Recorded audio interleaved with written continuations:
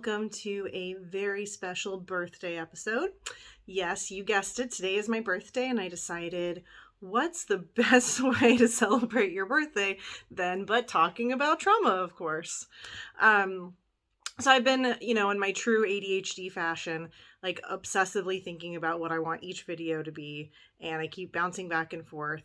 So I thought that for me to really be able to kind of get into other things that I find really interesting about trauma work and therapy, it should continue to kind of start with the basics.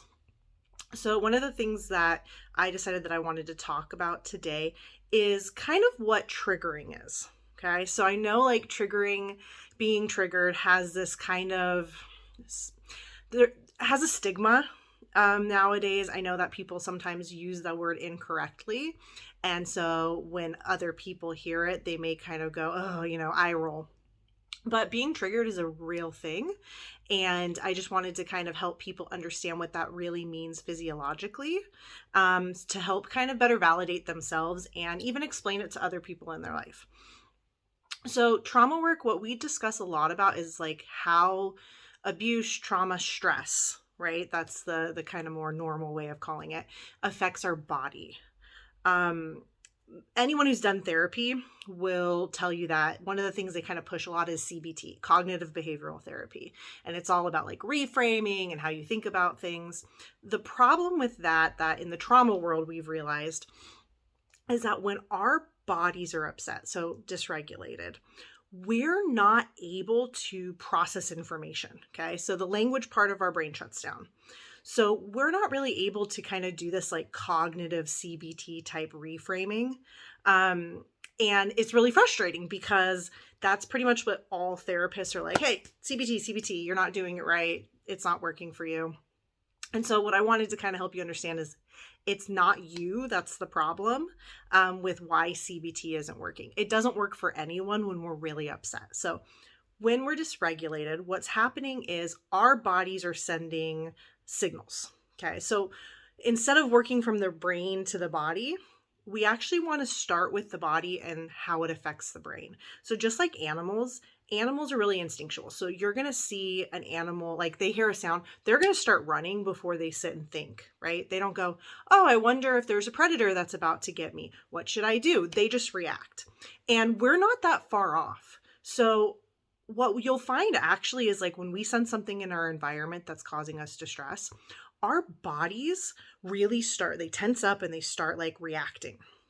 That then sends a signal to the brain, uh-oh, danger, danger, we need to get out of here, or do one of the 4 F's like we discussed before.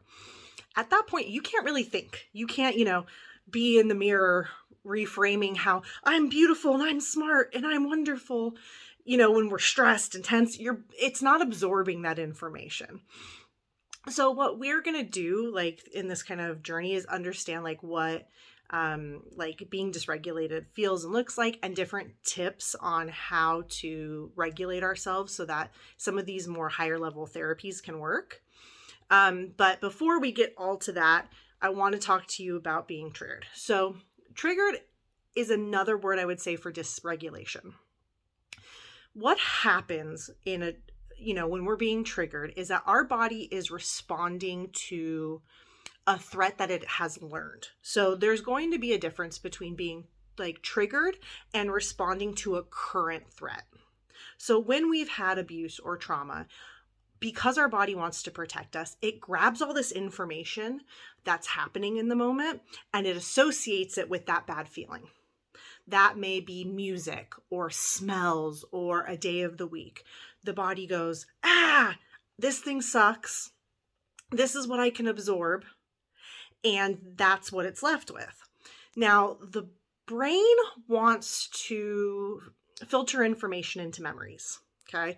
It wants to take it, go long-term, short-term. When we're in a dysregulated state, we're not really absorbing like full events. We're just kind of absorbing these pieces. So the brain doesn't really know what to do with it. That's where you're going to get those flashbacks. Your brain's like, hey, here's all this info. Do something with it. Get rid of it. I don't want it anymore. Because those feel uncomfortable, we tend to shove it down, ignore it, and go on our way. So what's happening when we're being triggered is that we're in a situation and one of these stimuli that the body grabbed is popping up. Our body in that moment doesn't know if we are perceiving a threat, so we think there's a threat, or we're actually being threatened. The only way we're able to tell the difference is when we can regulate, calm ourselves enough to have that conversation. So I had a trauma where their song was playing. Now, every time I hear this song, my body starts to, maybe I start to hyperventilate, I start to tense up, start to get really anxious and uncomfortable. Because we haven't been trained on what to do with that, or we don't like the feeling and we shove it away, we stay triggered, we stay upset. Ideally, what would happen is we start to feel this thing, we start to get upset, we regulate ourselves with, some things I'll show you down the road, and then we have a conversation. Hey, am I currently in danger? Okay. Is something in my environment right now that could hurt me? Or does it just look like it? Does this just remind me of a time that I was hurt? When you're able to do that, you can actually start to unlearn your triggers, which is really cool. When we kind of dismiss it and invalidate it and go, eye roll and triggers, we're effectively like ignoring it and it's taking away any ability for us to actually like learn from it and change it. So, I try to encourage people to look at like your body is trying to look out for you and it's trying to help you. But when we've learned to just like ignore ourselves so much and like kind of, we call it dissociate, like not feel what's happening in our body, we lose that conversation. And so it's going, watch out, watch out, watch out, watch out. And we're not going, oh, hey, thanks for the heads up. But this is actually not the same thing as that last time. So we just stay dysregulated.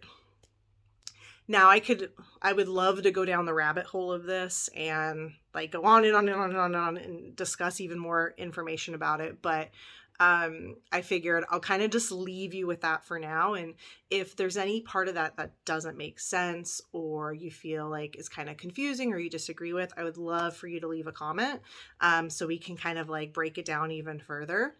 And then, again, going down the road, I'm going to keep making these videos and trying to add more information and clarify and explain things that doesn't quite make sense. So that way, hopefully, people will really start to understand that emotions and what our body's trying to do for us isn't the enemy.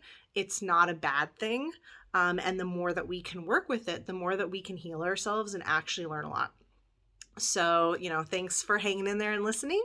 And if you have any questions or comments, please leave it down below and I will get you a new video as soon as I can.